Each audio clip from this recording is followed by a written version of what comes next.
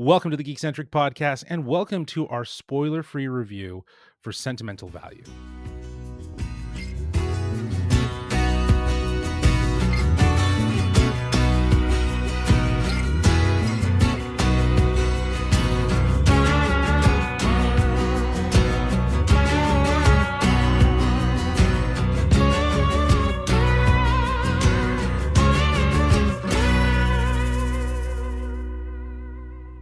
Hello, I'm Jayla, but you can call me Justin. And if you're joining us for the first time, well, we are Geekcentric, a podcast covering the world of movies, TV shows, toys, collectibles, gaming, and all things Geekcentric. And welcome to a special TIFF edition of the Geekcentric Podcast. This is part of our Toronto International Film Festival coverage. Today, we're talking about Sentimental Value, a film that played at the festival, but is now in theaters on a limited release as of today, November 14th. So you can go check it out in theaters. A huge thanks to the Toronto International Film Festival for accrediting us as press so we could see this movie early. Now, this is a different review. This is more of a discussion review. I am not joined by my fellow geeks. I'm actually joined by a guest, a friend of the show, who actually recommended this movie to us. It wasn't on our radar. He's the host of Cinema Scene on Rogers TV in Durham. And he's one half of the Untitled Movie Podcast. He's allergic to tomatoes, but he is tomato meter approved. Eric Marchen. You've already ruined your brand. You know, you're bringing a film critic onto this show. Come on, they don't like anything. Oh, it's been long. No, you know what? I would beg to differ. You know, sometimes we can enlighten each other. We can appreciate things together. No, dude, this is so great. We've always wanted to try to figure out how to get you on this show, and the fact, like I said, this wasn't on our radar. This wasn't even close. We were waiting for the Smashing Machine, Knives Out, Frankenstein. We were excited, and you insisted that we see this. You said, "Trust me, this is a must see." I hope Joachim Trier now directs a Marvel movie or a Star Wars film. Because of Rian Johnson and GDT, kind of the nerds, but bring in a little bit of Sentimental Value. But there is a Star Wars connection that we'll get to at some point. Okay, cool. Here, yes, we will definitely be getting to that. But yeah, I given that you were so hot on this film, it did screen at TIFF. It actually, if I'm not mistaken, also won the Grand Prix at Cannes this past year. So there's been a lot of talk and buzz about this film. But for you, I just want you to go back to because I think we ran into you the day after. Yeah, you saw this movie. And in that moment, without getting into too much, because we're going to obviously break everything down and talk a little bit more in detail. But what was that first reaction for you? Like when you walked out, what was it that made you say, you have to see this movie? That stuck with you? Well, first of all, Justin, thank you for having me on the show. I just wish that Nate and Darcy were here. Cowards. Secondly, doesn't it feel like it was a lifetime ago in September with TIFF? And I know this was your first year, and we can maybe talk a little bit about that as well. But yeah, the expectations for this, I think, were quite high, just in the sense of, it winning an award at Cannes, but then also it being the follow-up to Joachim Trier's last movie, The Worst Person in the World, which reunites him with the star of that film, Renate Reinsve. So all of those elements are playing a role in terms of anticipation and critical analysis. And then, Neon picked this up at Script Stage and is distributing it in the US. Elevation Pictures here has it in Canada.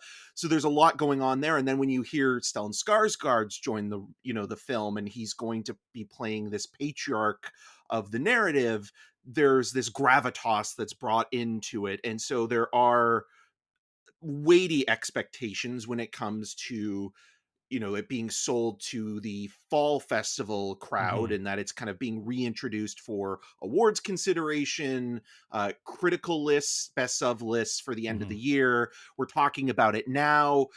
Obviously I mentioned it to you, but I think it's also worth noting that you look at how the Oscars and award season has gone in the last few years, it's gotten more international because memberships have expanded in terms of, bringing in international audiences and critics and filmmakers and people in the industry. So like last year, you saw a movie called I'm Still Here, the Brazilian entry, and was nominated for Best Picture and International Feature. Maybe a movie you wouldn't have seen if it wasn't nominated for those categories. So that's exciting.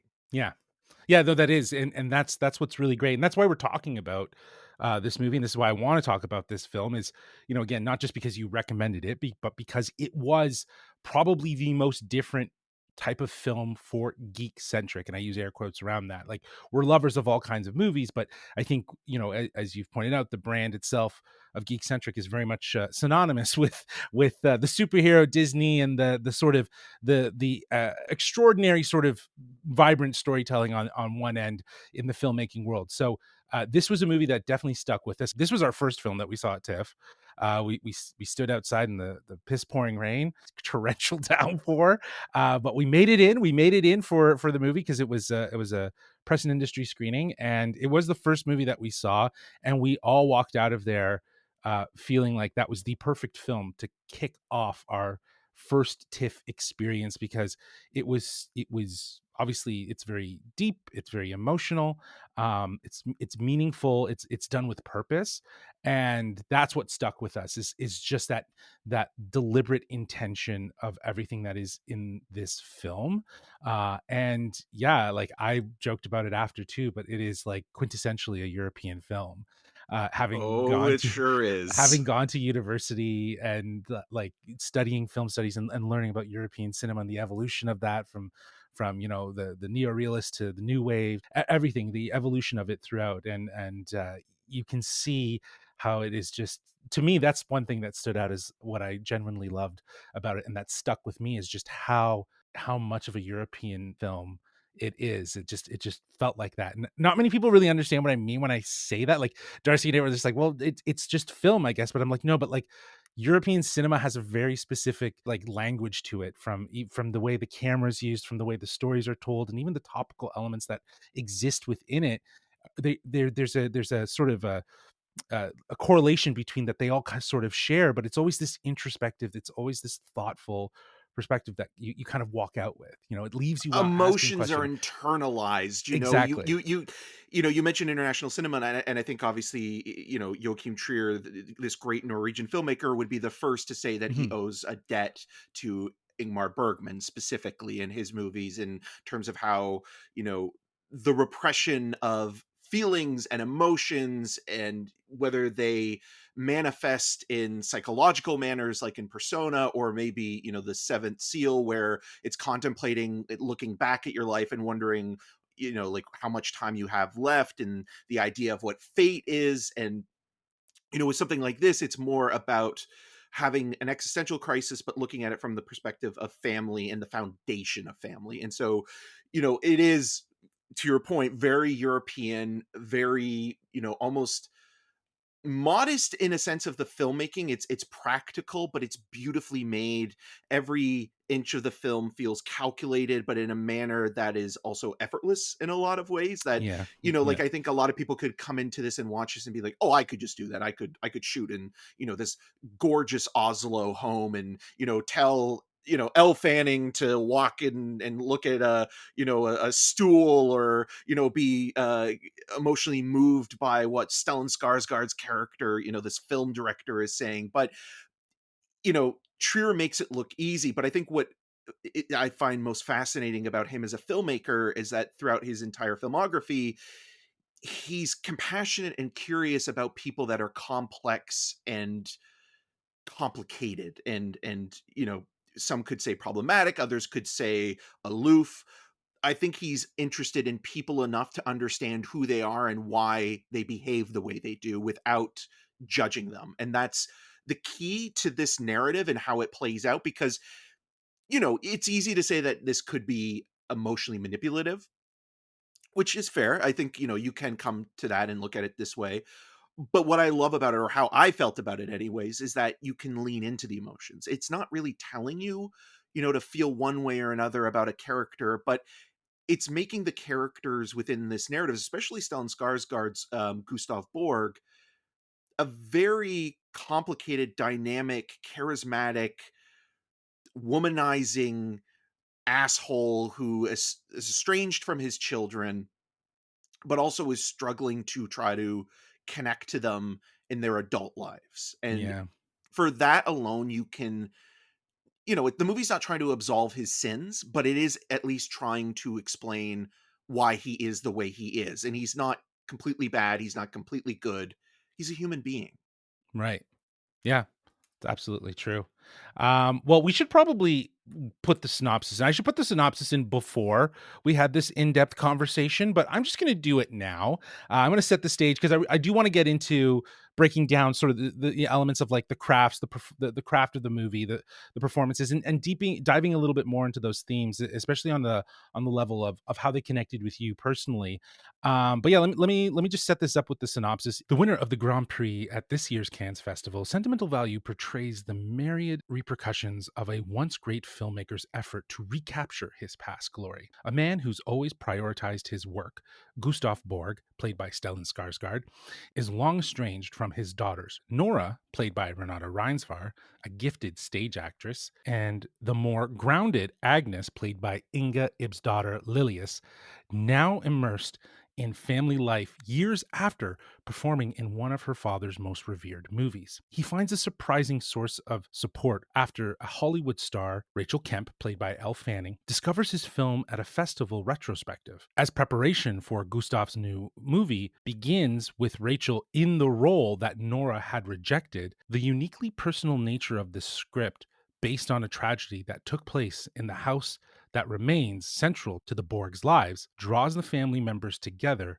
again in a way they could not predict. This film is co-written and directed by Joachim Trier and is in theaters today, November 14th, on a limited release. So please check your local theaters to see where it's playing. Now, what's really, really cool, Eric, is you actually had a chance to talk with some of the people from this film. Please let our listeners know who did you have a chance to talk to?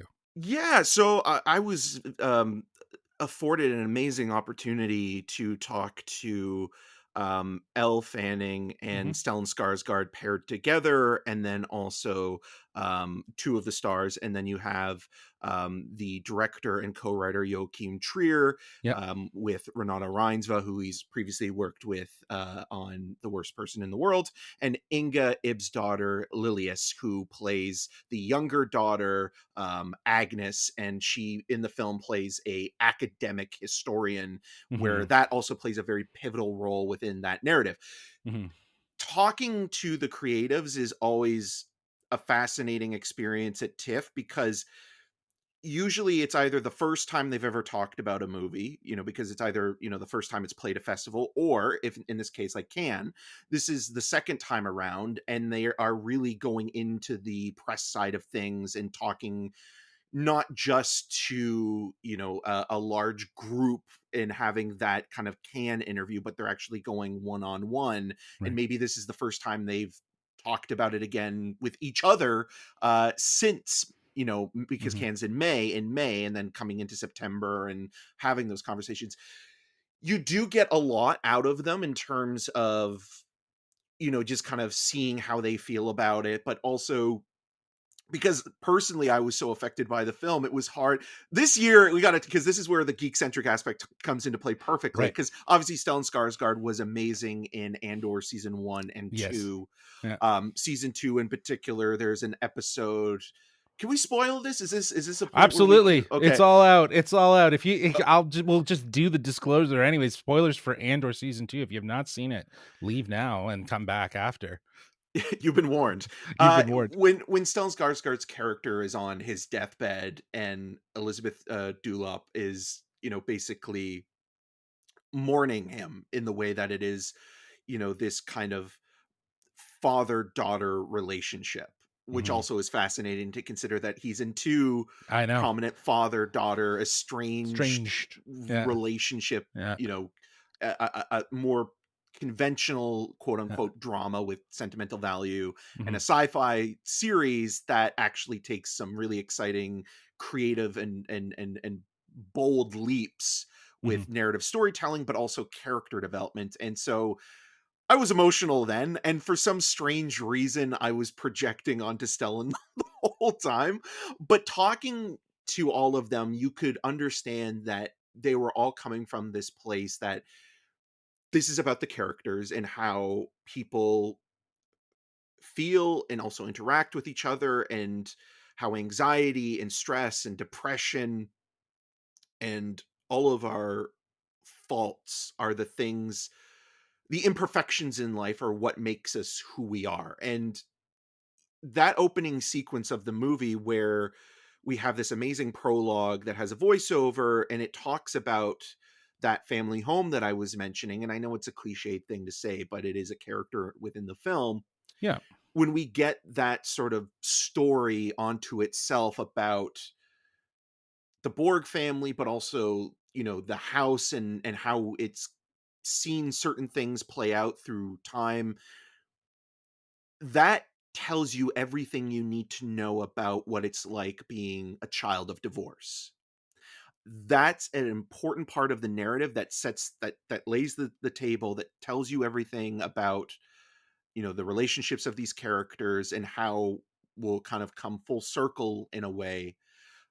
But it's also done within that narrative texture of this is a showbiz family Yeah. for a lot of parts of it. So, aspects of it could be perceived as more heightened or Right. stylized, especially when you have a theater actor and a filmmaking, father daughter being this, revered stage actor.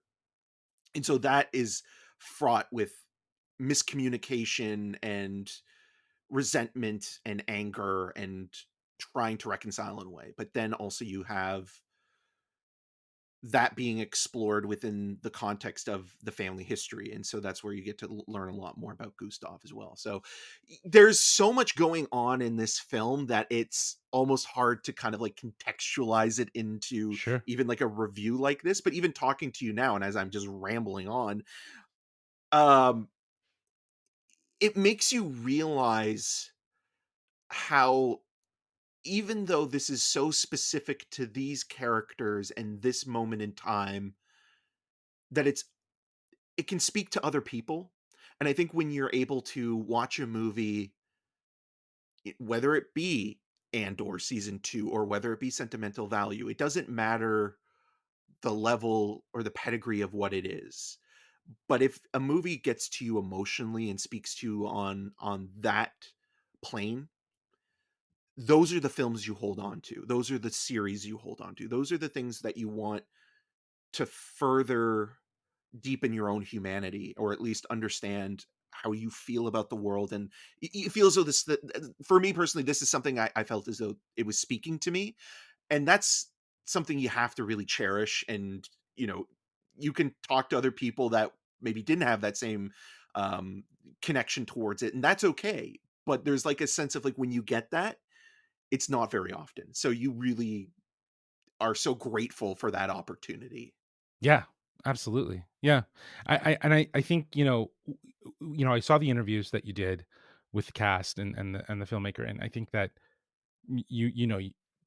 the questions that you asked and the way that they kind of answered them and they talked about the process, it felt like it was, as you described them, just trying to find these people rather than trying to build these characters. It's just to find how they can connect with them as real people, to portray them in a really authentic manner.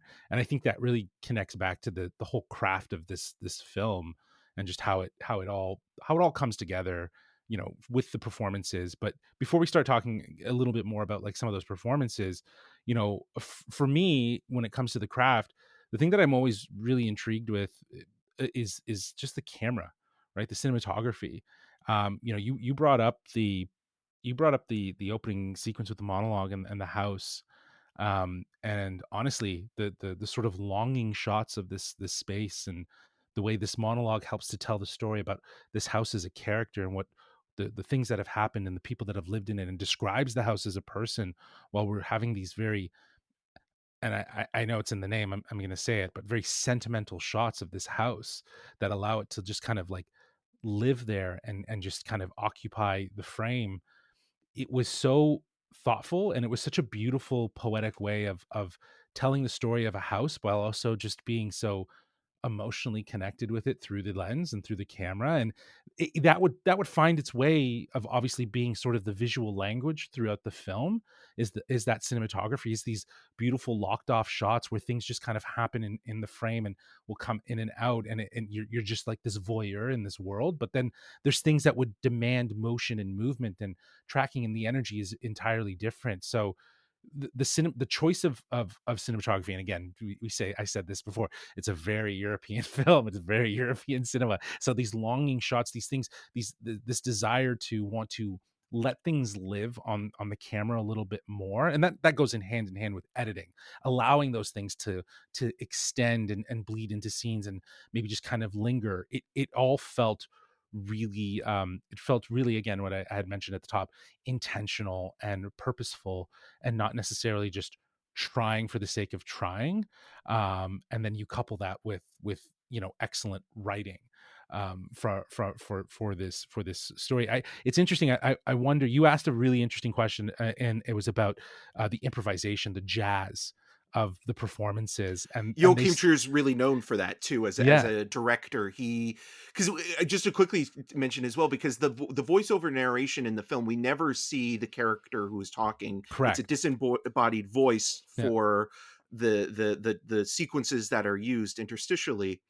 Um, Joachim Trier and his writing partner Eskel Vogt have used that sort of narrative tool throughout their filmography that they've worked together on, except for Thelma, which is the one movie that I find fascinating because it's like kind of the weird sort of departure for both of them, because it's a science fiction Carrie-esque narrative.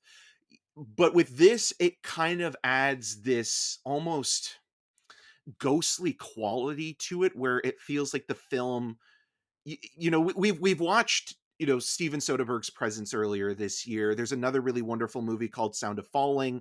The idea that the audience is almost a specter as much as they are a spectator. yes, You're seeing this house and this story being told by somebody you'll never see, you'll never know, yeah, but you'll see the cracks in the house. You'll see objects that will have importance to certain characters and mean nothing to somebody else.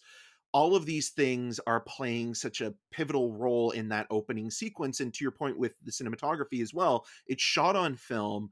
It has a texture to it that feels as though it's tactile. You can reach out and live in that space that you were talking about so elegantly, and be in the environment and breathe in it and sit in it in a way that will also be key to the geography, because I think you get to really know where everything is in the house. It doesn't ever feel like anything is off. And that's also, I think, an important part of editing, is that when you know your bearings as an audience member, and knowing that, okay, when they walk through a house, this is them moving into the kitchen, or this is them moving into the living room.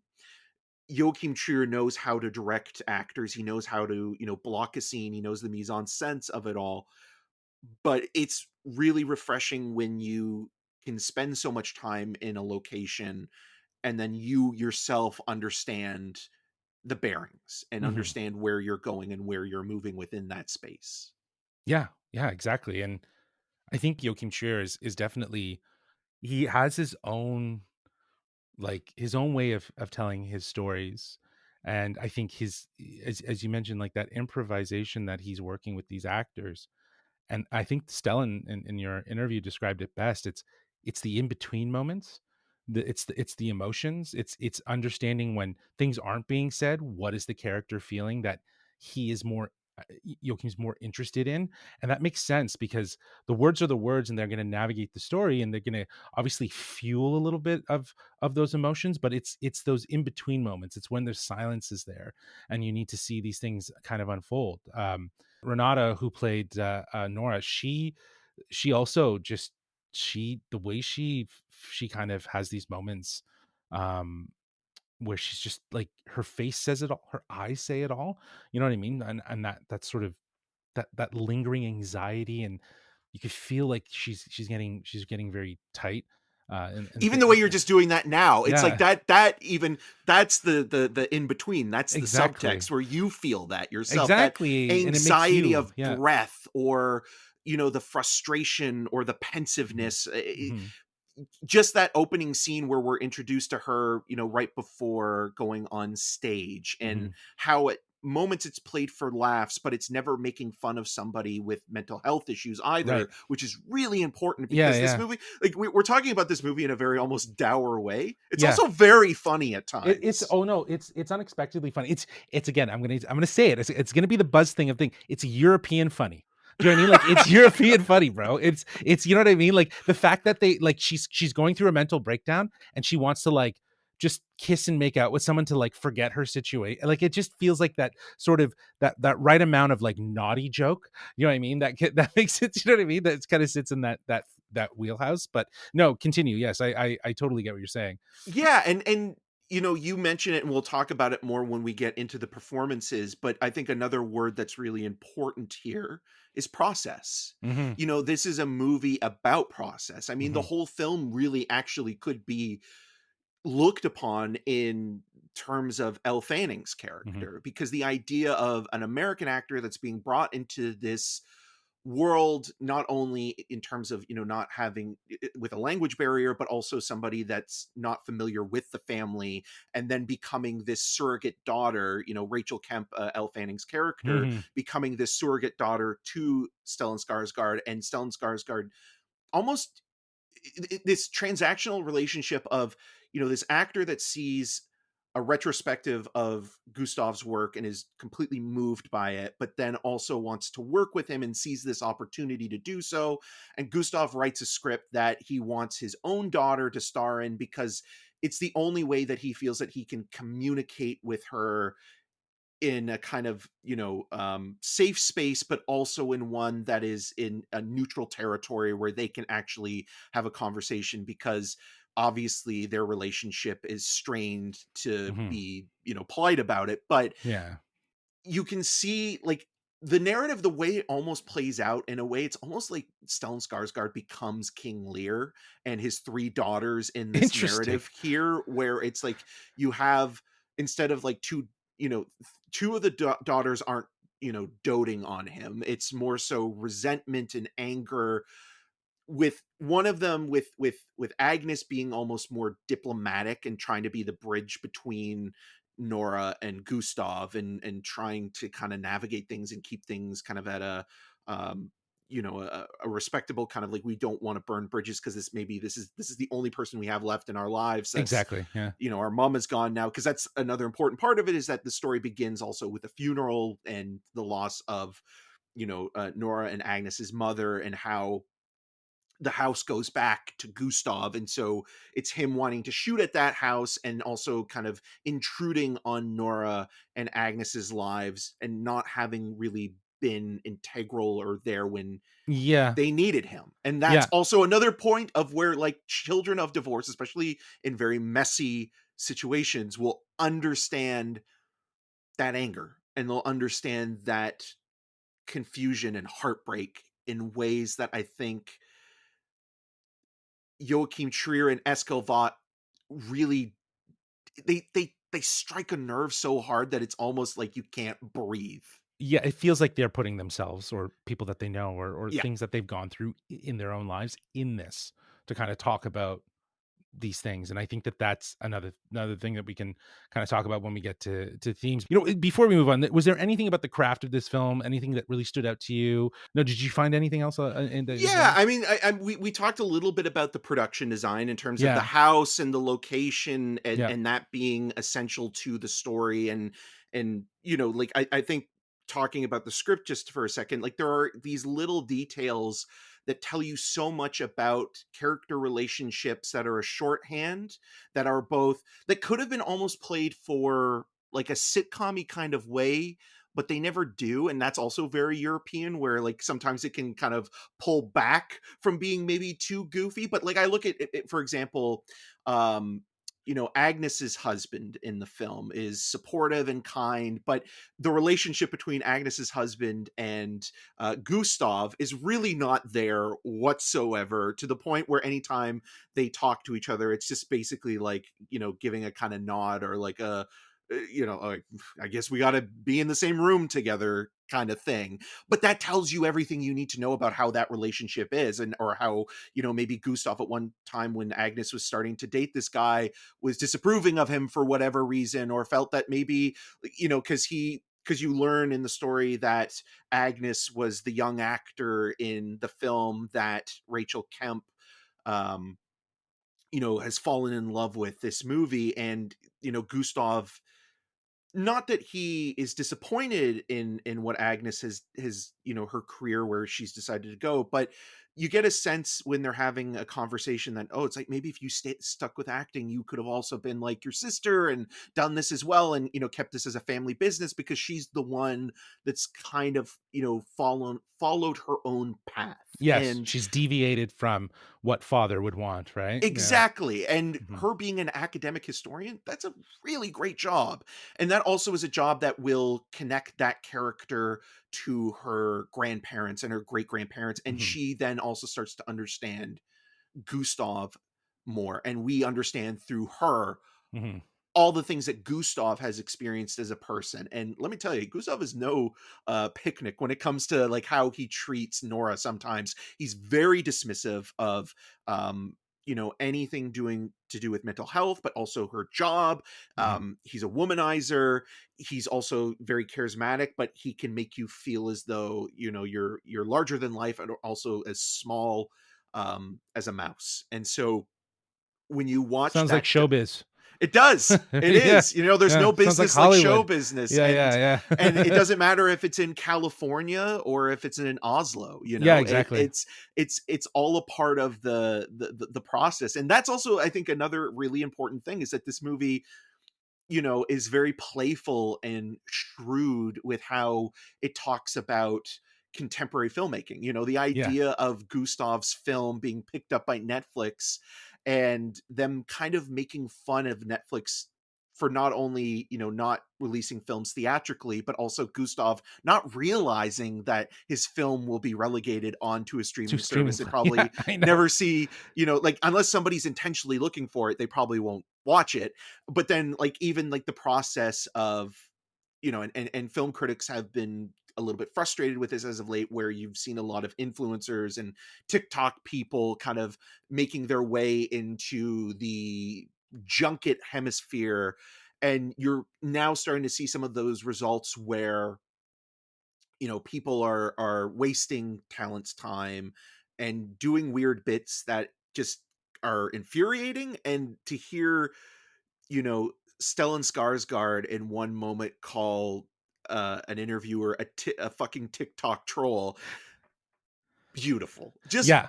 beautiful Oh, line yeah, there delivery, was yeah. very funny, very funny. And just a great work there. So, Yeah, absolutely. It definitely was touching on today's industry as it is, and bringing that to the forefront. And we've seen a lot of stuff this year that's really not shying away from that. The studio is another one that I immediately think of. But well, listen, we're talking about performances.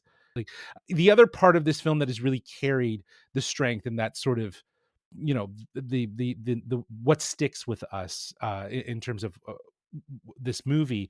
You've talked about Stellan. I honestly think that this is one of his best performances.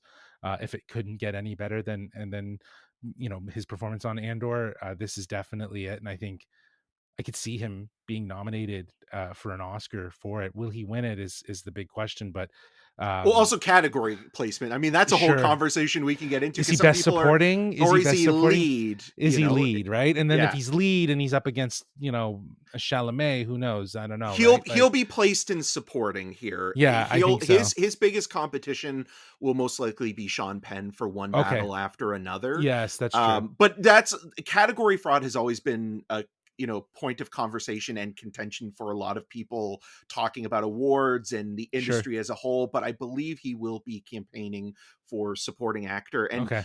he's never been nominated before. And this would be, and looked on a way as maybe a career nomination, but a well-deserved career nomination, Career, because yes, absolutely. this is a guy that has been around for decades now. and Mhm. and I think he's an Good actor Will that Hunting, man. That's Goodwill Hunting, I mean, yeah, Shot yeah. in Toronto, Yeah, I know.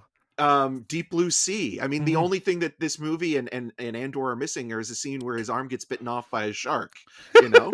Um, Great movie. A Yeah, lot of yeah. fun, Rennie Harlan Yeah. film. But you look at Breaking the Waves, Lars Yep. von Trier's movie. Yes. He has the Mamma Mia movies. He Mhm. has been a He's done it vital all. he's been a vital presence Yeah. within both, and like the original Insomnia, not the Christopher Nolan one, but the Right. original The version. original Like, one. I know. he has been a Yeah. vital presence for decades now, and when you watch this movie, you realize how special of an actor he is and It, how incredibly playful, and also he can shut you off or shut you down. He can he he's got it all, and this performance really calibrates that in a way that I think is just awe-inspiring, because it's also not too showy. It's not too It's not, no. flashy. Yeah, the thing that stood out to me about his performance is how effortless it was for him. That's what it was. Like, Feels like it he just was slipped into his skin, and that's just that's who what he I mean. is. Like, that's what I mean. It feels like I actually saw Stellan, you know what I mean? Like, and that's not to say that you don't see him in his other roles, but, like, it was so natural and it was so real that I don't know. There's obviously probably heightened variations to this character that are not Stellan. But that said, it's just like it feels like that could be him as a person, right? And Yeah. maybe an exaggerated version, a Hollywood show busy version who's super opinionated. But as you were mentioning before, the way he crafts his relationship with each of his daughters, who are his co-stars in this film, is like how he can shut them down, how he can be so cold, but how he can also be so empathetic, and he just goes through such a range in this film that it's like it's effortless for him, man. Like, it is absolutely effortless. It is incredible to see on full display, and I think, yeah, you're right. Like, it's awe-inspiring to see how far he's come, how long he's been in this industry, and like it's just it's kind of like, oh, he's never been nominated, seriously. Like, this. Yeah, so I think this is a guaranteed nomination. If he wins, if he's in best supporting, I think he has a really good chance against Sean Penn. Sean Penn was great, but I I mean, feel like, Sean Penn also mentions in One Battle After Another daddy-daughter games, so, yeah, you know, absolutely. Yep, but absolutely. that's another, story to conversation to have, but also I just wanna quickly mention with Stellan Skarsgård, and this also, is much credit to both Renate Reinsve and Elle Fanning as well. Mhm. Look at the way that he interacts with both of them, because the conversation that he wants to have with Nora as Gustav is one that he is struggling to have, whether it be him himself being denied that through Nora, but him sabotaging himself and becoming a complete jerk through those conversations. And these two people just there couldn't be more friction between them. And Mhm. so, you can see these two people that want to have this conversation and want to find peace and want to find catharsis and be able to have They some wanna sort free of, themselves of it. yeah, and they want to have a relationship. I think Yes, there is a exactly. part of them that wants to salvage what's left of the time that they have, because Yeah, time is very precious in these, yeah. in this world and in life, but they can't. And it's so difficult, and we as viewers can watch this and say, okay, it's just got, you guys just have to, like, just let the guards down, let the defenses down, and have this conversation. But then you see him having the conversation that he wants to have with Rachel, Mhm. playing a version of his daughter for his script, which obviously there's a meta element to that. But that, I think, is also worth noting, is that I think it's easier sometimes to have conversations about things that are very personal or troubling with the people that we don't know in our lives, or strangers, or colleagues, than it is the person that we should be having that Yes. conversation with. And Yeah. that is what this movie does also so beautifully and Yeah. very nuanced, where you're talking about like that in between the lines of, Yep. oh, okay, this is going to give you, the movie is going to give you what you need. It is going to be that emotional freight train that hits you, but it's not going to do it in the exact way that you think it's going to deliver that, because there isn't a big scene between Renata and Stellan, in the sense of, we break bread and we make peace. And Mhm. instead, that becomes a sister narrative, in Mhm. that we see how Inga and Renata play out how they have felt, both living with a father and living without one, and feeling insecure and not as though they're not good enough. And Yeah, to me, that is where it's like, oh, this movie just nails gets it. this Yeah, it gets perfectly. it. Yeah, it gets it. And I love the idea of how Inga and Renata, like Nora and Agnes, like between Nora and Gustav, it feels like there's like a pride. Do you know what I mean? Like, Yeah. he should apologize to us and me and make and admit his faults. And he's like, well, I've done no wrong, so why am I going to apologize to her for that? I don't think he fully understands it, but he knows that there's something there that he needs to fix. And Agnes is just, she's, to your point, she kind of feels like the person in the middle. The way that Inga kind of embraces that character to be kind of like, I want to have this relationship with my father, but I also have to understand my sister and where she's coming from, and our mother and what happened to her, and that whole history, and I They're think sisters this in arms, right? Like exactly. they've gone through the battles But you together. start to see in this film how they have a difference of opinion.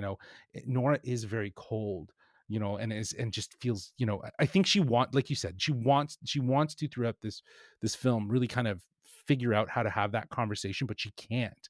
You know what I mean? And to the point, it's interesting how, when Rachel Kemp, Elle Fanning's character, comes in, she's desiring a mentor and a filmmaker like Gustav to like give her this opportunity so she can break free of the Hollywood stigma and do something that's more artful. And she wants a challenge, right? And Gustav, in his pride, is like, oh, this is what my daughter should want from me, you know what I mean? Like Right. Or we also think, okay, this is a guy that every, woman he interacts with, he flirts with, or sure. has an affair with. So you think like, oh, this is the older guy creepily hitting on, this ingenue type. Yes, that's true. Like, there's a lot of that coded into his desire. I never ever got the idea that they're like that far. Like, obviously, I don't think his intentions were to I don't think it's that far with Rachel, but in terms of like when, you have Nora and Gustav sitting at the restaurant and Gustav is hitting on the server, yeah, or, like there are people, like he's always hitting on women. So there's yeah. this thing He's in the back of flirting. your Yeah, yeah. head, this intrusive thought of thinking like, oh, is he going to try something because he's that kind of Absolutely. guy? It definitely brought it creeps into your mind, but what you start to see is like you described. It's like he's having this relationship and conversation with Rachel that he's not getting from his daughter Nora. He's doing the thing that he should be doing with his daughter with someone else, having this conversation, talking about this movie and figuring out this character. And Elle was perfect, right? She was perfect as the Hollywood starlight, and I think she kind of becomes a victim. Do you know what I mean? Of this Well, I whole don't think she situation. does. I think the thing that Okay. I want to get more into both Gustav and Nora, because there's something else I want to quickly mention. But what I love about Rachel Kemp and Elle Fanning's performance. One, I mean, this month alone shows the Mm. versatility of Elle Fanning with both Predator, Badlands, Mhm. and Sentimental Value, Yeah. which is also weirdly a story about estranged parents and their children. It's actually true, and you it know, becomes a buddy cop. Yeah. yeah. But so with Rachel, it is, in any other movie, she would almost be the butt of the joke. Oh, this Yeah. American movie star coming into this fish out of water narrative. And she And seemed glossy-eyed, right? Like, "Oh my god, I'm gonna have an artful moment with this Gustav director who's gonna," you know what I mean? Like, that's how I yeah, got her character, right? but instead, what happens over the course of it, and the duality of the performance, I think, is incredible here, because Mhm, slowly you see, and this is something also that Ingmar Bergman does in a lot of his movies, that the character's personality shifts, and we mhm, see her transforming, or at least attempting to transform, into the character that is written on the page, which is essentially Nora. mhm, And so we're seeing her take on, characteristics of Nora, and as we're watching this, she's also feeling as though she's wrong for the role.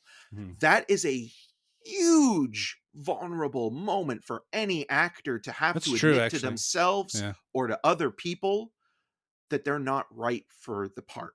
Mhm. because, you want to work with people that you adore and admire, but if it's not working and you can't find the role and you're struggling to understand the motivations of a person, or for whatever reason that is, you can do all the research in the world, you can, you know dye your hair, you can, become a chameleon actor, like, or you can go method, like all of these things are tools, but they aren't the things that ultimately connect you to the role. You have to find your way in, and when it's not working, it's saying that to someone else, or admitting that to yourself Mhm. even, is really tough to do, because Yeah.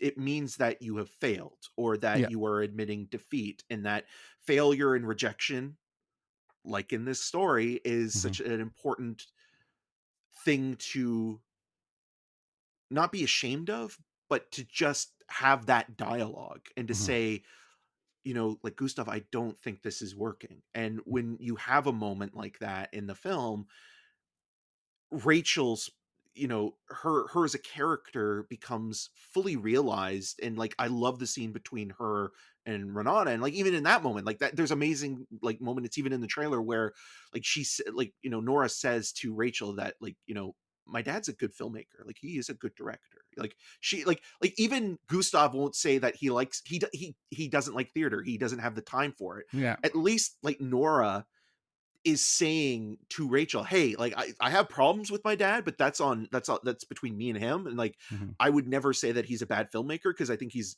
good." And like, that's the thing where I think Nora is very mature, Yes. and Gustav isn't. And like, that's the thing with both, like Nora. You mentioned the word cold. I think that's a really easy thing to call someone when they're internalizing a lot of their issues, and that's something that is tough, because I've been called cold many, many times, and you Okay. I get it. I Yeah. get it. I get But it. it's Don't get I me think wrong. no, but here's the thing though. She's cold to just Gustav. The way Yes, she but the was to reason why everyone. is because, and this is what I wanted to touch on, is she sees so much of herself in Gustav, and the things that you hate about Interesting. yourself that you see in your parent are the things that you resent in them, and you want to find a reason or excuse to not hate yourself. And Wow, so that's a very good you point. will Yeah. basically go after the person that you feel gave you this, or the Right. person that you're looking in a mirror in terms of your personalities. Right. Yeah, so that makes a lot of sense because you're right. She has so much of that, and yeah, that's a really great way to look at that. That's really interesting It's about complicated, man, because again, like, like, when you have that relationship with a mother, or a father, and you're going through something with them, and you see so much of yourself in them, you see all your flaws, you see Mhm. all of the things that you don't like about yourself in that other person, Mhm. and you hate yourself for it, but then you hate them just as much because you feel as though you inherited that Exactly. part from them. And so, like, that also, I think, is such a nuanced subtext, very subtle piece of filmmaking that we're seeing in that narrative. And Yeah. like, the idea that even with Inga Ibsdotter Lilleaas, like, who I didn't know before watching this movie. So she kind of is the revelation here in a lot of ways. She has a support system at home. She has a husband and Yep. and She and has a a young family and stuff. Yeah, yeah. son, but that doesn't mean that she's not feeling pain or Of course, yeah. isolation either. Like, that is Mhm. an important aspect of that as well, is that that performance and what she brings out in it is incredibly thoughtful and compassionate to who Agnes is as a person. And so the chemistry between, that's the other thing that's really, like, both Inga and Renata deserve tons of credit for. If you don't buy the chemistry between actors playing siblings, or actors playing They were family fantastic. members, or even just best friends, even, like, say, Yes. like, a character says, we've been best friends for decades now, Yeah. and like, it just feels like, oh, these two actors just met during pre-production, Yeah, that can take you out of the movie for sure. instantly. Mhm. Here you feel as though this family unit has been not only well established in that prologue, but the performances, the writing, the production design, even the music. We didn't talk too much about the music, but Yeah, there's yeah. one music cue where Gustav goes to see his old cinematographer, Yeah. which is Roxy Music's Same Old Scene. Beautifully done. Like, that's another part of Trier's filmography where he uses a lot of really, impactful needle drops. There's a lot more in The Worst Person in the World. Yes. Another quick thing I will mention about editing, and I know this might drive a lot of people crazy, and I'm usually against this too. I'm not the biggest fan of cutting to black and then Mhm. cutting to another scene. But I think within the context of this movie, it works Mhm. because you have Nora as a theater actor. It almost feels like a vignette or a series of Yes. vignettes, right? You Yes. cut to black or go to the next scene, and that's how a theater production works usually. Chapters. Chapters, yeah, because Yeah. he's done chapter based, like the worst person in the world is divided into chapters. Yeah, yeah. So he's done this before as well. But I think like just like a hard cut to black and then moving into the next scene. Sometimes people complain about that being a cheat, or it just feels lazy that you can't find a transition that is more fluid within one shot into another. But I think within that almost stage style of filmmaking, you know trying to find almost a balance between the two, it works, stage Mhm. and stage and screen. So Screen, yeah, there you go. Yeah, I think you're absolutely right. I think, you could it could just cut interstitially between these scenes and just be moments, right? But I do think the idea of cutting to black, closing it out, I think it also sets a sense of time has passed as well. I'm not, I don't imagine all of this is happening over the course of 2 weeks, right? no, it's It's just a happening over, day. yeah, exactly. You know what I mean? So I feel like a part of that cutting to black is to show that a passage of time. Okay, we're jumping now ahead. And the other thing that's really great is that there's not like 6 months later, 3 months later. You know what I mean? Like there's none of Yeah, that. it's not spoon feeding you, No, which is exactly. also very Which European. yeah, exactly. Yeah. It's not holding your hand. It's definitely not holding your hand. You mentioned the performances of Nora and Agnes, Renata and Inga. They were flawless. Like to your point, they felt like sisters. In the moments when Nora might be having feeling something, and Agnes will go over and try to like recognize that, or there's the stuff that happens from across the room that just feels like sisters knowing sisters, right? Like I think that's or siblings knowing each other, even because like I could even relate to my me and my sister, right? Or I'm sure with your brothers as well, right? Like just the idea of like you could have a look across the room and there's this you get each other, right? And there's these little things that play throughout, like these little things that happen that were probably written in but really come to life with Renata and Inga's performance and coming together. But yeah, this the cast the lived really in quality, right? Like there's a exactly. sense of there, the big conversation that Nora and like the conversation here that Nora and Agnes have together,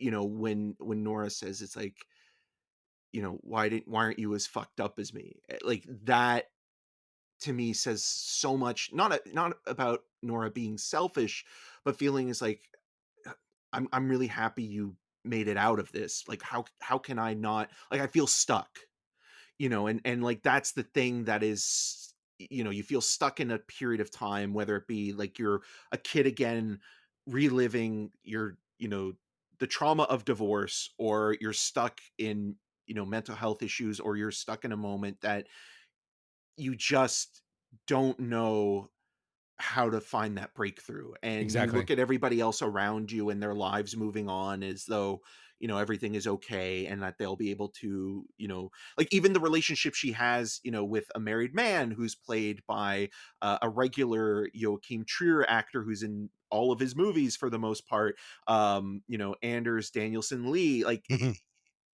that's like another thing where it feels like, okay, like is she being self-destructive, is she like, where is this narrative going to go? And that's also European in terms of Yeah. casually having affairs, Yeah, especially in absolutely. French films. Yeah, exactly. Eric Romer, anybody, but you go to how that plays out, or even, I don't want to spoil The Worst Person in the World either, but I think what this movie does in terms of the narrative arc or the conclusion of Gustav's character rectifies the one problem I had with the worst person in the world, which was it was almost fatalistic in order to redeem a character, and it's almost like he course corrected it with this one a little bit and said like, "Oh, we don't like that's almost like too easy of an answer to do something that is, permanent or Right. devastating emotionally," where it's like that would be, I think, manipulative in some way or Yes. another. Yeah. But another actor I do want to quickly mention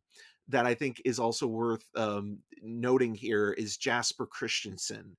This is an actor that probably a lot of people know, especially your audience, from the Daniel Craig James Bond movies Yeah. as Mr. White. Yes. Yeah. Now, Jasper Christensen has worked with Stellan Skarsgård before. They were both in Lars von Trier's Melancholia, but here you have and this is also an amazing relationship where it's about reading between the lines. It's the subtext of, Jasper here is playing basically his producer, the guy that's Hmm. like, he's worked with him so many times before. They probably have tons of war stories, and he even says you have to make it your way.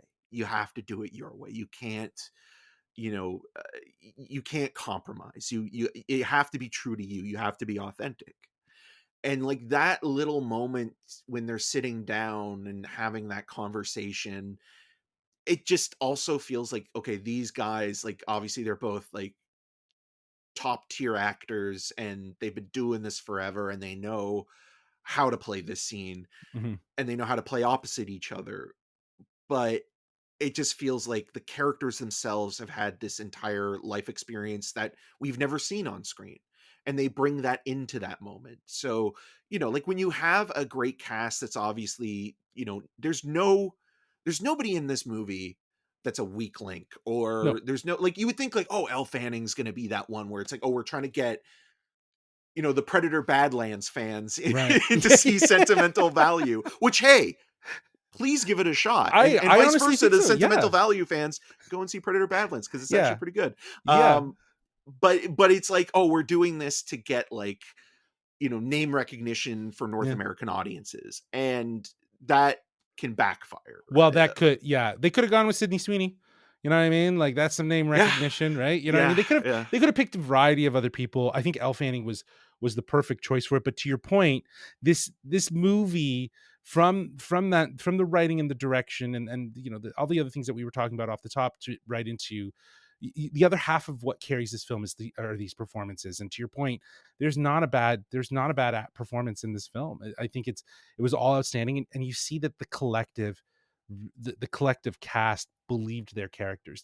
That's what you want from really strong performances, is actors that can really connect with these characters. And even Elle Fanning being an actress, pretending to be playing an actress of in this film, and the sort of nuances of what she's dealing with within her industry and what she's trying to achieve as an artist, I can't help but wonder if that comes from a very real place in her, that's again just pushed to the forefront to help kind of amplify who this character is in this film. So yeah, Well, I she's think been doing this since she was a kid, right? Like the first exactly. movie that she was in was David Fincher's The Curious Case of Benjamin Button, right? Correct. Yeah. And then obviously, like, she kind of became, a bit of a name after, Dakota, but Dakota Fanning, her sister. But you look at Sophia Coppola's Mhm. Somewhere, like she has had an entire career as a child actor, and now has transitioned into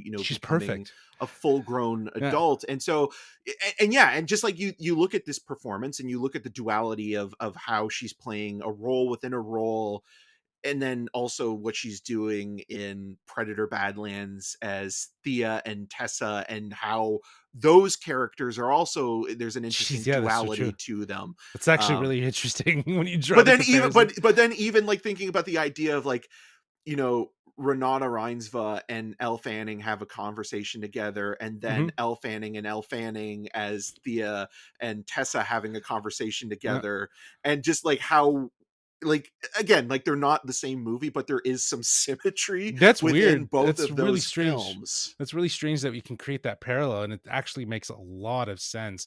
But yeah, like these performances were outstanding. But I think, you know, we've been kind of touching on it as we've been talking about it.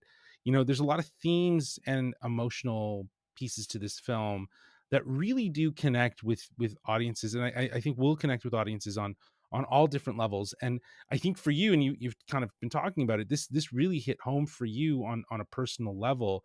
You know, obviously with you feeling as comfortable as you feel, I'd love to know, what was that? How is it? How did this movie really resonate with you on that personal level? So what was the lens that, you know, that it kind of hit for you?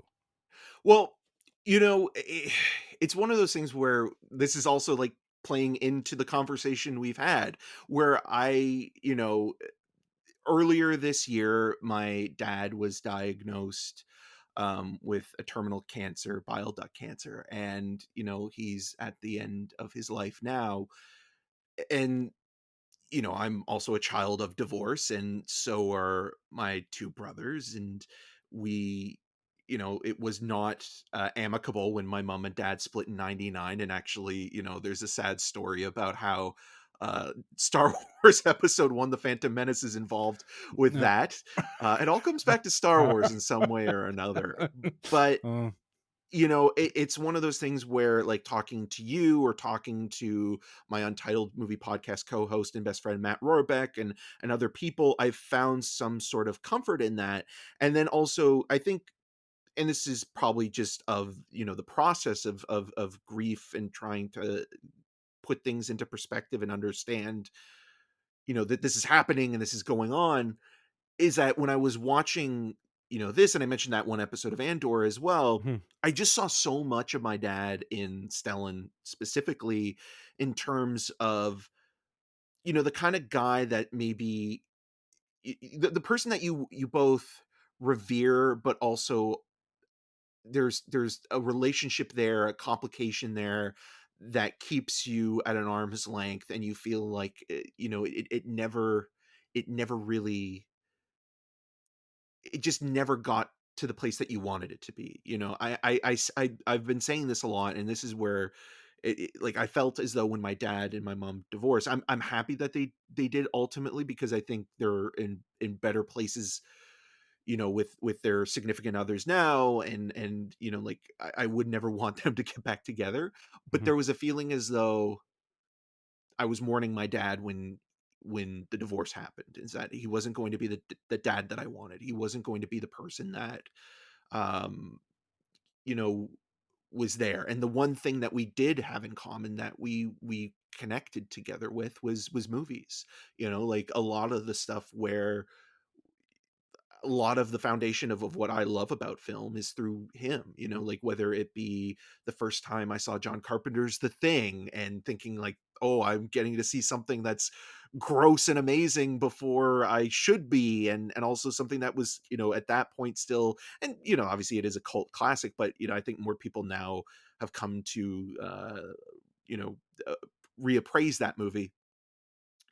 Or talking to him, like, the first time I ever saw a samurai movie, Akira Kurosawa's Seven Samurai, was with him. And so, like, that I felt like was the one place where, and music too, with, like, talking about Roxy Music, like, one of the first albums I ever got from him as a gift was Avalon, and from 1982. Or the first concert I ever went to was with him, was with Peter Gabriel. So just projecting my own thoughts and feelings onto this film. And just I mentioned that line before at the beginning, where when Gustav leaves that house, it felt lighter. That there was a heaviness that went away. And that's how I felt when my dad left, because it felt like there was this cloud when he was around. And he wasn't a good husband, and he wasn't the greatest dad, but over time you come to terms with that, and you also see the worst parts of yourself in that parent that you blame. And so now I'm in a better spot, and partly it's because of this movie, because I had a conversation. It wasn't brought on necessarily because of the movie, but it made me feel comfortable enough to have a dialogue, or to not shut down, to not feel as though I need to run away from the conversation because I'm very risk averse. Like I like to not be in any kind of confrontation whatsoever. Right. Like and if there is one, it's like I got to get out of there as soon as possible. Especially if Uh it's not with you, right? exactly. Yeah. But with this I felt like, there was a prompting for having a real conversation with him, and also just learning about his own life. Like when it doesn't excuse that he had an affair with my mother, or with my stepmother, Yeah. but learning about, him growing up and being, horribly abused by his own father, Mhm. talking again about like how the Gustav character went through a lot of heartache and trauma of his own. Your perspective begins to you get to see somebody as a human being, and I think when you see your parents as a human being, especially the older you get as well, and you're a father, so you Yep. probably have become even more appreciative of knowing what that's like, in terms of like, oh man, I can't believe I made my parents watch this movie 100 times, Mhm. or something like that. Or it's like, oh, it's amazing that they took me to go do this thing. Or like, for all the disappointments that you have as a kid, or the lack of empathy until you get older, you realize that people aren't one thing, and it's not as easy to categorize or something, or blame someone for all of your problems. And it's Yeah. not that they're not a part of it, it's just that it's not as easy to just say it's like a one solve solution. I think the one thing that really stands out from that is just it's really a point of perspective. Definitely. I think it's also just the power of cinema, man. Like what you've described, it's like, everyone's life is different. You go to a movie like this, everyone sees something different. For me, I'm a father. I have a daughter. I don't think of myself as an artist, but I think of someone who can also be someone who can be overly passionate about the things I like to do. And I can't let that overtake the responsibilities of what it means to be a father. And because at the end of the day, it's like, what am I really putting my attention to? It has to be shared. It has to be divided. I just, again, I guess I saw the life that I would be scared to have, right? If it meant, losing losing that connection with my daughter because I decided that I wanted to go pursue creative endeavors or do things for myself, more so because I think that's kind of how I saw Gustav, is like he ended up really just wanting to do things for himself because his own creative ambition and his own creative hunger just kept wanting more and more and more, right? And there was a whole world that came with that was like, all the glitz and glamour, if you will, the showbiz, if you will, as we talked about it.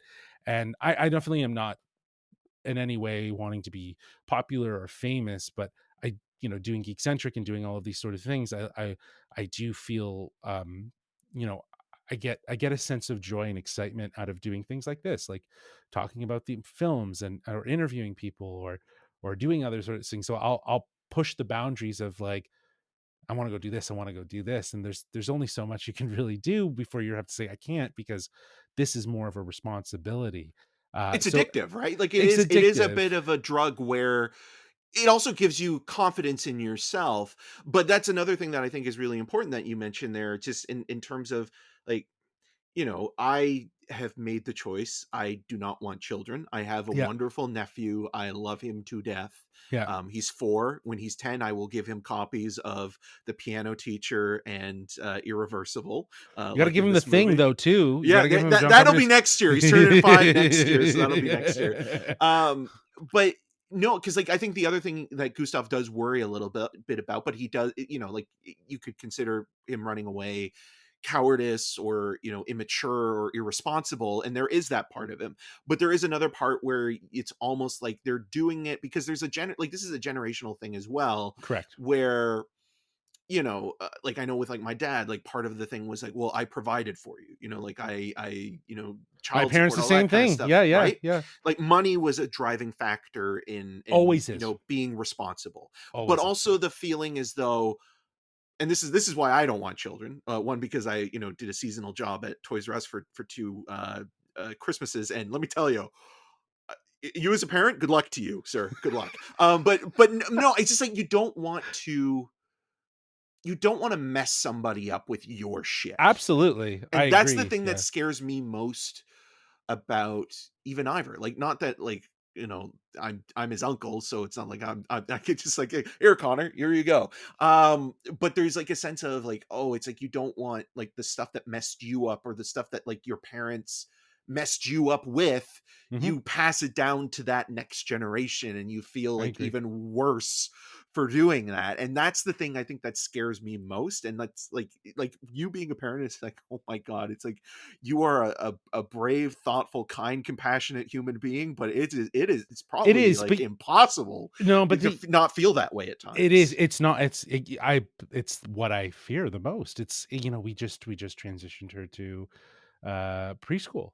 She's in this, and I can sense, she's anxiety, her fears, and stuff, and I can't help but feel like, that's me there, right? Like Yep. that's how I am. And my wife is always just like, she's just how she is. And we spend a lot of time talking to her and just making her kind of try to understand her feelings, but she's at an age where she doesn't really understand anything other than, just, playtime and, all the other things. But yeah, I agree. And I think I was talking with Brad Garrett, and we had a topic about we talked I about was like, this. I was talking to Brad Garrett about this. Yeah, it was an interview with Brad Garrett for Elio, and we were talking about his character and the father, and he wanting his son. Have you seen Elio yet? Have you seen it? Oh boy, did I ever.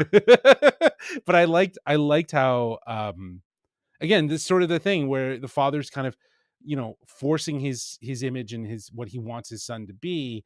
And Brad talks about that's a very real thing in life, where you want the best for your kid, but you don't want to also overstep, right, and just suddenly be putting so much into it. But you also want to be aware and of the cues of when things start to kind of turn to the way of like, oh, that's how I would react to a situation like that.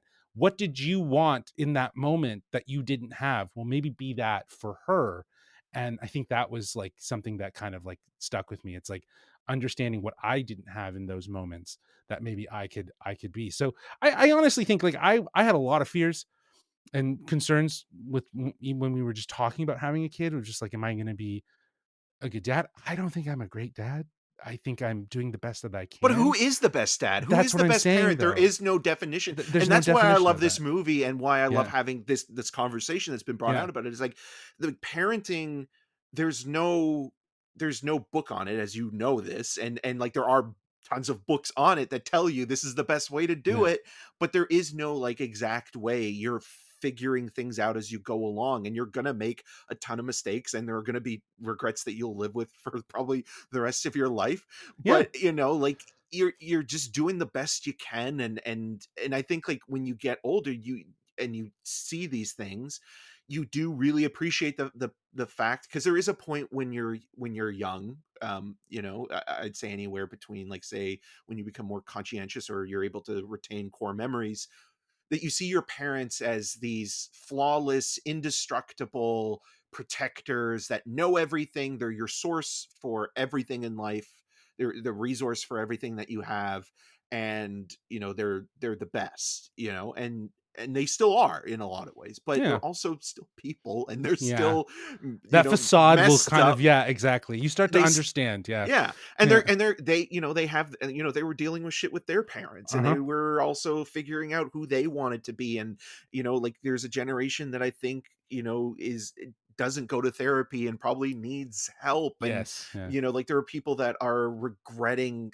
I think regret is a big thing about with the boomer into the Gen X generation of, you know of adults, where you have people that maybe didn't get to do what they wanted to in life, and kind of took the path that their parents wanted them to do, or society wanted them to do, whether it be institutions like school, academics, that kind of thing, or taking a trade. And so, like, even that, like, now, you're doing this, and obviously, like, there's a responsibility as well, to be a provider. And like, freelancing is a really tough gig, and especially It when, like, is. you're trying to find something in the world of entertainment, Yeah. whether it be cinematography, editing, like post Anything production. in media. Yeah. It's hard. Yeah. It's ridiculous. And Yeah. so, yeah, you just realize, like, oh, like, how did my parents, like, like, provide, put food on the table, and like do really, like, birthdays and Christmases, and like imagine it even being harder with just being a single parent, Yeah.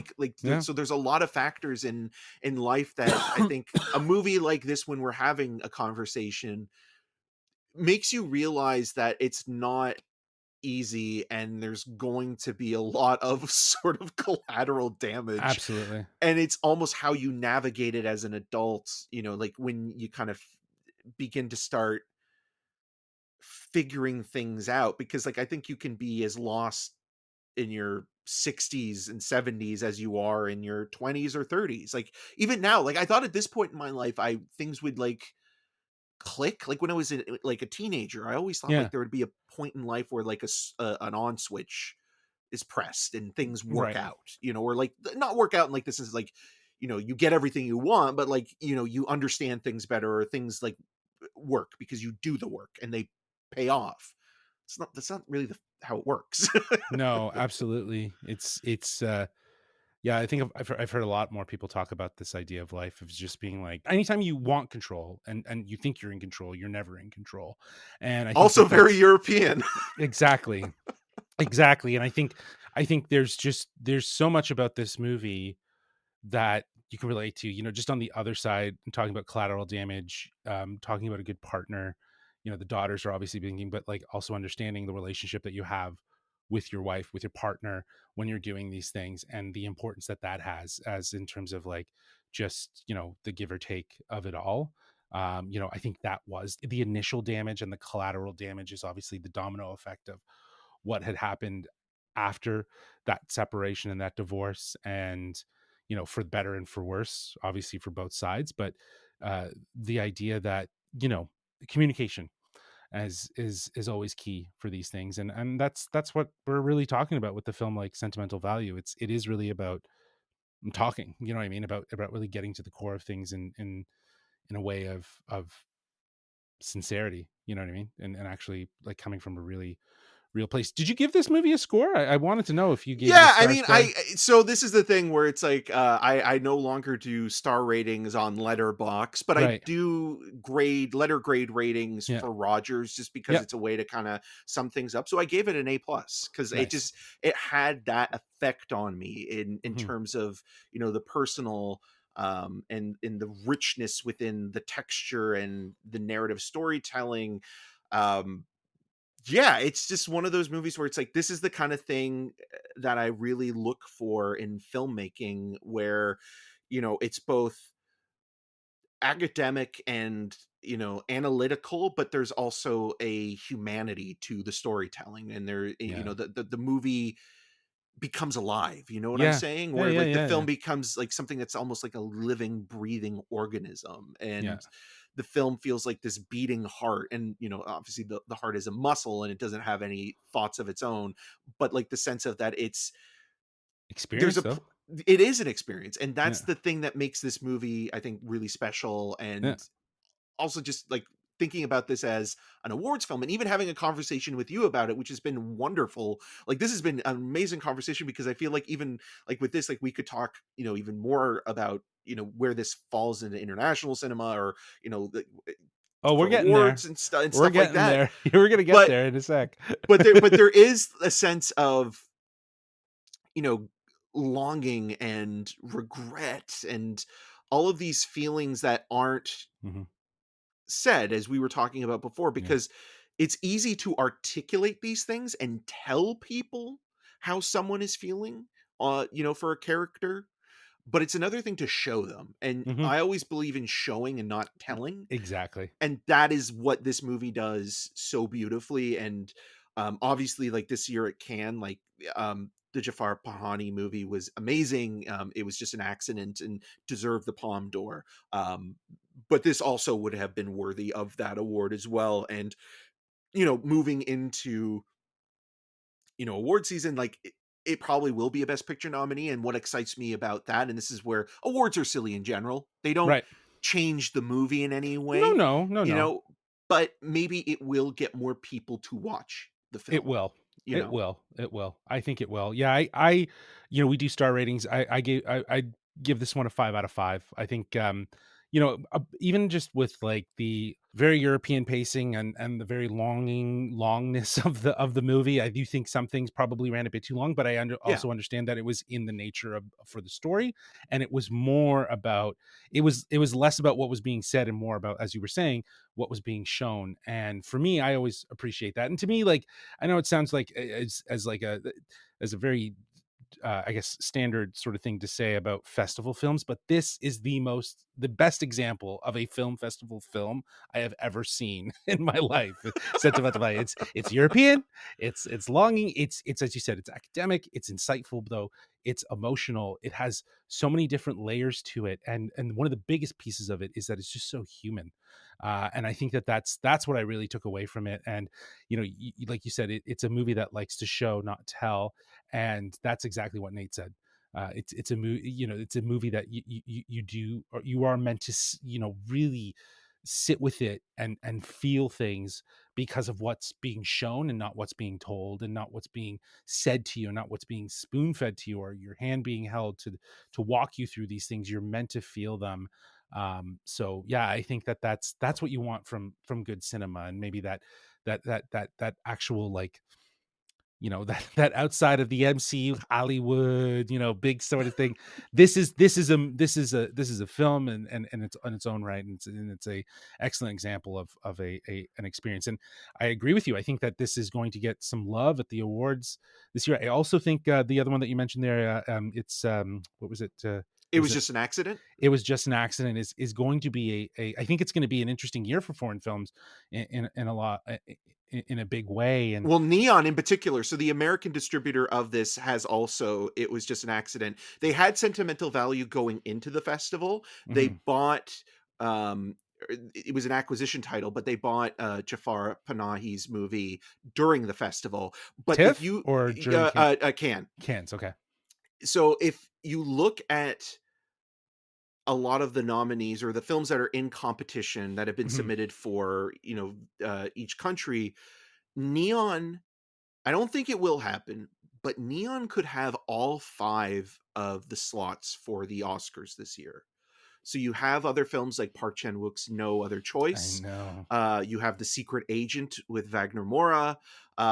They have an amazing, very dark, but also very human story, which is basically the way I sum it up is, and it's also kind of like a Predator in a weird way. It's a movie called Surat with, Yes, right. Yeah, yeah, yeah. So like that's another Neon movie. yeah. So like, they have a number of big contenders that I think will be vying for international awards consideration. Hmm. And so with the Oscars that morning when they make the nominees, or they announce the nominees, I could see 5 of Neon's films being in there, but I think something probably like from Mubi or Sony Pictures Classics or someone, it Someone's can't be all 5, no. I think though you're right. Like I think it won't be all five, but it would be wild if they actually overlooked that and it was just like, yeah, it's like the Neon would just be like, well, we're going home with something.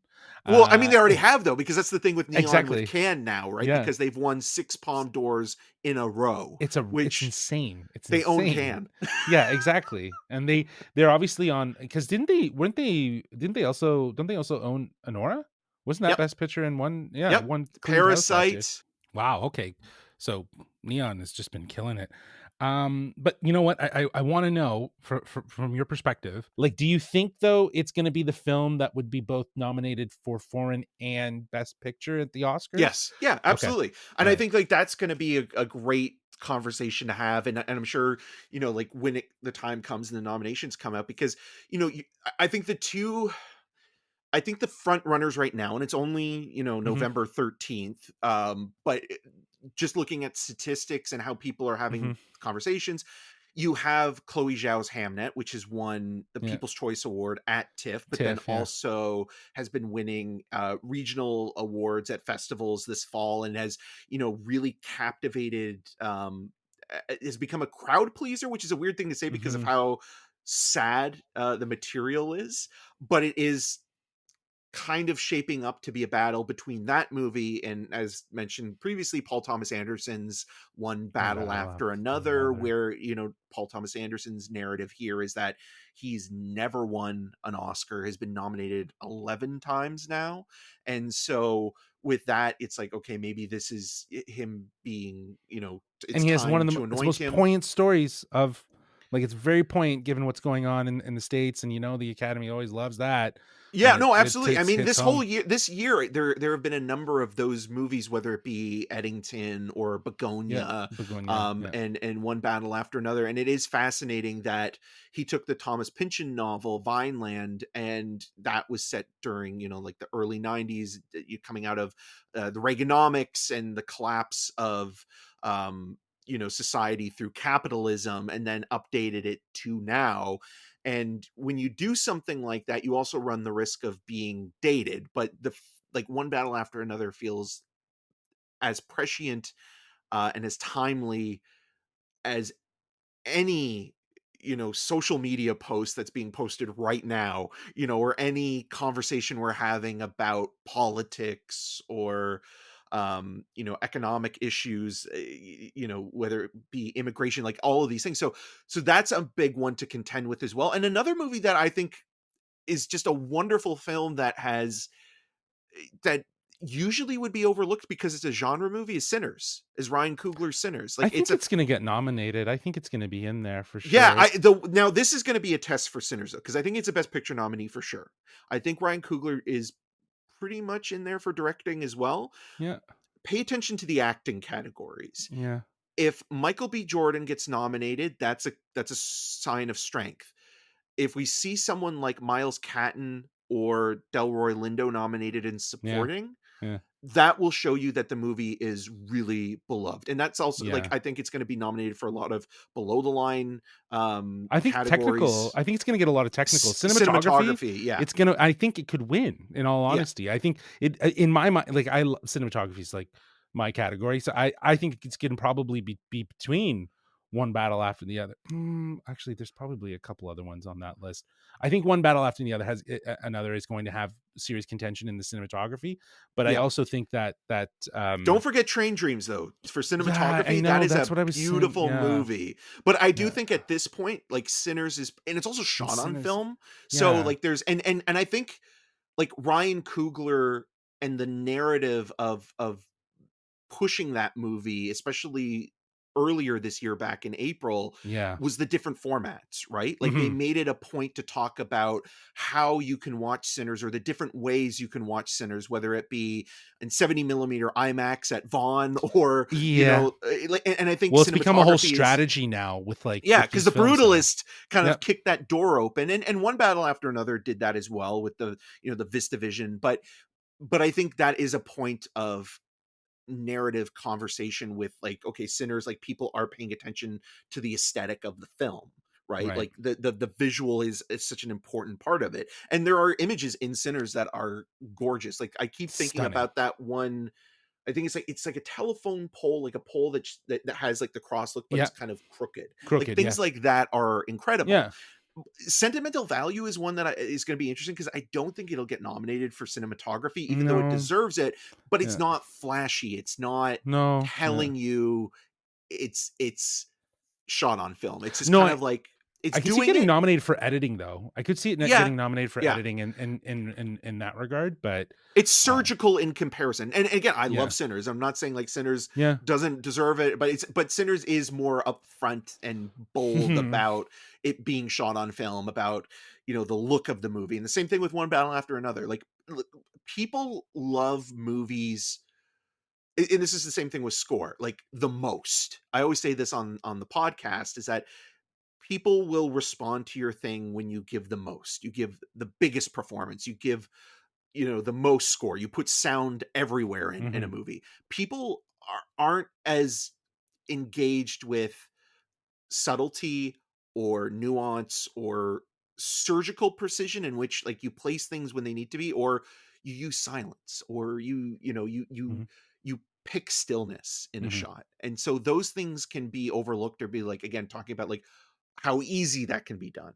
and to me, like Sinners and One Battle, both great movies, both love them to death, but they're very showy, Yeah, they you are. know? There's a vibe to them though that needs to that energy is it's in it the energy and the vibe is indicative of the editing style. You know what I mean? Yeah. Like it has to be that way. Whereas like, a film like what we've just talked about here with Sentimental Value, or even other films that we've seen recently that utilize silence and utilize longing moments and stuff like that. They're leaving it lingering for the audience to interpret, rather than that high energy in your face sort of direction that a movie might be vibing for. Because yeah, the energy of both of those movies, that's what I think about when I think about both of those movies, One Battle After Another and Sinners, is the energy of them, and how that's how that's captivated in the edit. And No Other Choice is another one that I would say, Mm, especially, did you see it at TIFF? no Other Choice. No Other No, Choice, Park Chan-wook's movie. no, As I need to as see it. somebody that appreciates editing and cinematography, that's a Yeah. movie that I would highly recommend Oh, because it's on my list. Yeah. it is driven by those, and I mean, Park Chan-wook is a great filmmaker, but It's it is fantastic. driven by the editing and the The cinematography. It's intentionality. Yeah. so, propulsive Hmm. in its storytelling. And then The Secret Agent's another one that I think is a beautiful looking movie where they also use cameras from the era in the 70s, the mid to late 70s, in which the story is being depicted. So, Hmm. like there is now, I think, more of a general awareness to how people watch movies, or how at least marketing is talking to people, because Hmm. even with Avatar coming up, it does seem like, oh, these are all these different formats or ways that you can see the film, and whether or not it's for um marketing strategy or hedging their bets in terms of how you can watch a movie, it's not just selling the film on a movie star anymore. Like Avatar You in itself, can't. you don't sell it on the movie, you sell it No, on the the experience. look, yeah, and the Yeah, experience. and I think that that's it. Like, the one thing, we're now getting totally sidetracked here, but whatever. The one thing that really stood out to me about One Battle After Another is that there wasn't really a decent trailer that really told you about this movie, only told you who was in it, and really it was this whole influencer, social media bump of like people reposting and talking about it. Like even Nate said, he's like, I got to see this movie. Everyone's telling me to see this movie. And I'm like, who's everyone, right? You read social media, right? Yeah. And it was the same thing. And it was like, you have to see it in 70 mil and stuff like that. And, obviously given the community and that we're a part of collectively here in Toronto, and seeing different people doing different things, we know people were seeing this movie in 70 mil, but it definitely became a desire. I just didn't know anything outside of who was in this movie, because I hadn't seen a decent trailer for it, and I just went and I saw this movie and I was But blown sometimes the away by best it.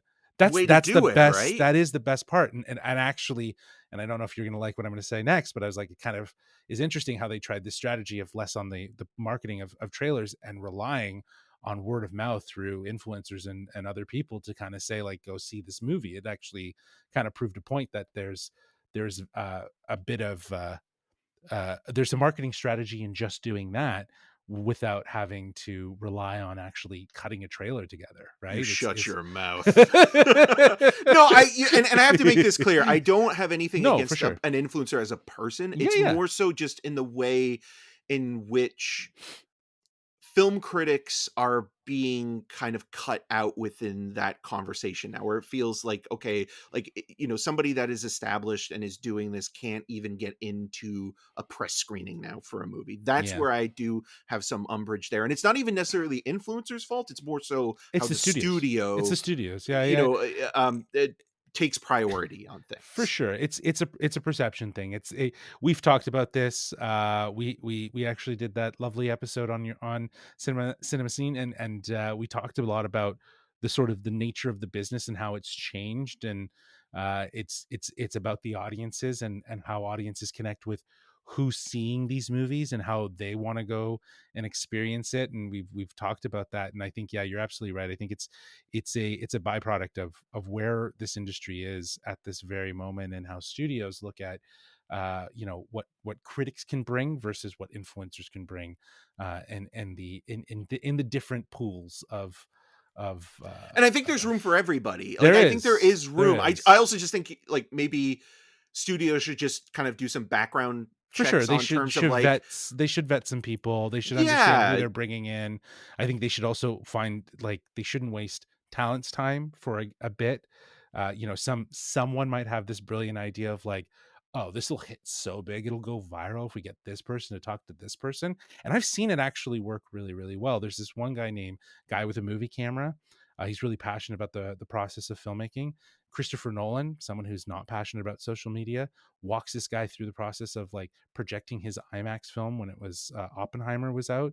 You know, he's going through the wheels of marketing his movie through social media with an influencer, and it actually performed really, really well for him, but also just to show IMAX and to educate people on IMAX and this whole 70 mil experience and all this sort of stuff. So like you can do a proper pairing of these niches, but then at the same time, if you're doing something, if some PR person has this brilliant idea of pulling one person in because they have these great bits and you're going to put this actor with this person and it doesn't yield that result, they're going to look like a fool for bringing up that idea, right? I To know, have and that that's person. the thing that's frustrating, and like, it's a hard gig out there for For this. But sure. the other thing I am a little bit iffy on is when I see a paid partnership with somebody that wants to be, say, like, a film critic. That is a little, I mean, like, if you're an influencer and you just want to stay an influencer, that's fine. But if you have aspirations to be, a film critic, or doing something that's more analytical, then Yes. you've compromised yourself. And, like, that's the thing where it's like, oh, like, there are some people I've seen recently where it's like, oh, you see paid partnership and you're like, okay, well, then you have to, like, if you want to then go to the critic route or write or talk about movies in that way, well, it's going to be harder for you to justify that, I guess, in some way For or sure. another.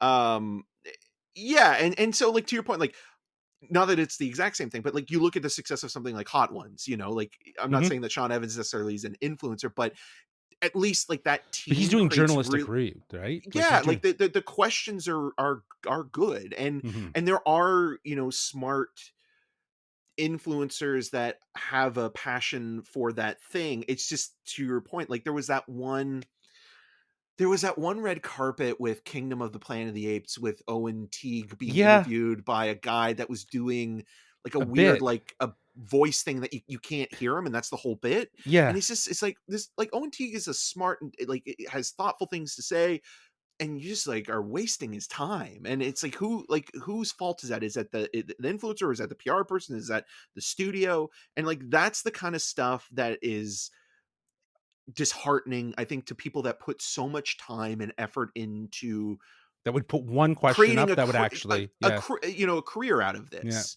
yeah, It basically says to those people that you're not good enough, and, like, that's the yeah. problem I have.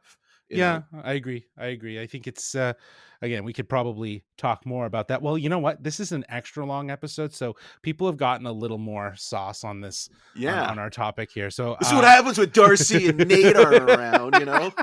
Justin Eric. and Eric take over. Oh well, I'm sure they're listening to this and being like, oh, "Okay, I've already stopped it." No, Well, this. your viewers, though, will turn on me as soon as you ask me about Deadpool and Wolverine. So, Oh, well, we're not and going to Nate and go Darcy are there. We're not lovely. going to go So, there. We're not no, going to go there for now, for now.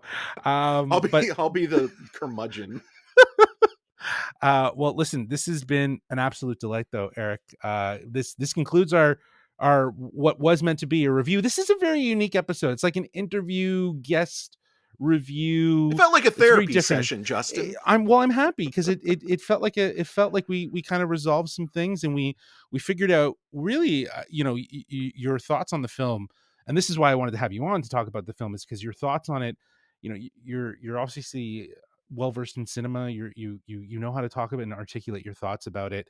I've always been really inspired by that, and like I said, I went to school for film studies, and I was surrounded with people like you, and I would also get into that conversation of talking about talking about films from an analytical perspective. And we do that to a certain degree on this channel, but not to the extent. So it's really nice to kind of connect on a film like this from TIFF, and just share some thoughts about how this movie stood out as kind of like being a memorable film of the festival, and one that everyone should see. It is in theaters today, November 14th, so you can actually go check it out.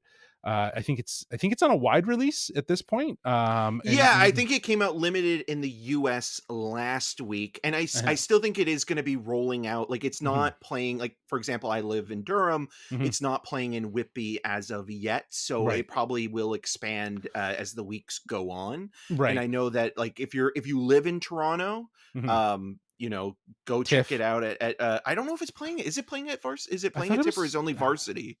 This is, Let me like, see. really specific to Toronto I see listeners. showtimes here for Friday, November 14th, At Saturday, and TIFF? at TIFF. Yeah, it Then seems go seems see it at like. TIFF because, I mean, Yeah. the Lightbox is the best place that you can see any movie, you Yeah. know? Absolutely. I totally agree, and yeah, so thank you so much for taking the time. Before I kind of wrap things up, I'd love for people to be able to check your stuff out, see what you're up to. I know off the top I already mentioned some of it. Where can they find you? Do you have your socials that I'm you right can here. I'm share? right I'll here. put them in the show notes, but you can let people know. Yeah, well, again, thank you so much for having me on the show. It's always lovely talking to you and Nate and Darcy about film, and it was so exciting to see you guys at TIFF this year because this was your first year, and I know that like you were excited and like when you take on anything for the first time, especially something as big as TIFF, it can be overwhelming. Oh, But Wes, yeah. you crushed it, so I'm Try excited. to. I'm excited to have that continued conversation moving into this coming year. I can't believe it's almost 2026. I know. Yes. um but yeah, you can so I've been at Rogers TV now Yeah. for 20 years, Wow. and Congratulations. yeah, I never left. uh so I started as a co-op student, and then I made my way into doing segments on daytime TV for Rogers, and then eventually became a regular and got paid, and which was all nice. And so now, um yeah, I host a show called Cinema Scene, which you mentioned, you and Nate were on. Hope to get you guys back soon. I got to figure out like when the next time we can nerd out about something, but Yeah. I mean there's always something nerdy coming up, so, or geeky coming up. So yeah, so you can go to rogerstv.com and search for Cinema Scene, reviews, interviews, as you mentioned. Throughout this entire thing, I have interviews with the Sentimental Value cast and crew. Um, and then also I co-host a podcast with my best friend Matt Rohrbeck, who's also been on this show. Yeah. He was on, I believe, it for Thunderbolts was the last Correct. episode that he was on, Correct. and Yeah. that's when you were on. But Darcy and Justin, or Just, yeah, Nate we're were. I'm having a brain fart here. Nate and Darcy were still in Japan at this point. correct. So Correct. this is becoming a theme. Yeah. It's almost like Darcy and Nate don't want to be around the Untitled Movie Podcast guys. No, Like, actually, what's we I going on will. Well, so there? I think Matt's actually been on an episode. Nate's Oh, been he on an has episode been with because Matt. Nate did Yeah. this great alliteration Yeah. intro, and no, but He's done but two. more He's done two. Yeah. recently No, though, I what know. was up with But that, this is Nate? this is the thing. Nate, Nate, I know. Nate's Darcy, come he's on, guys. let me tell you.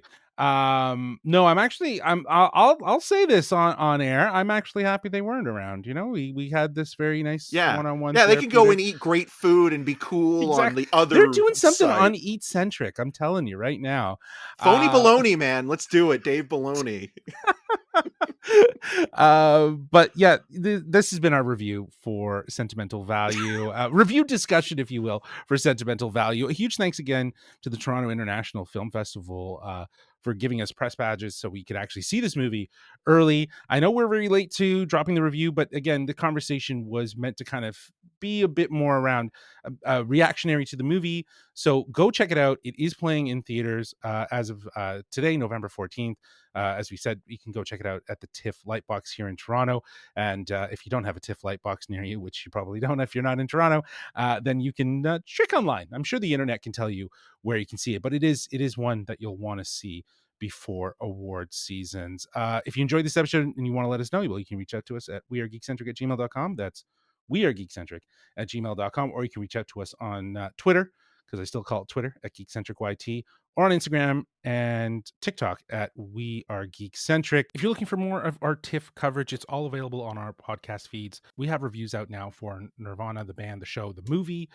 We have reviews for Frankenstein. We have reviews for The Smashing Machine, and we'll have more reviews coming for The Rental Family, Wake Up Dead Man, Knives Out, as well as Obsession, a movie that Nate and Darcy got to check out at the festival.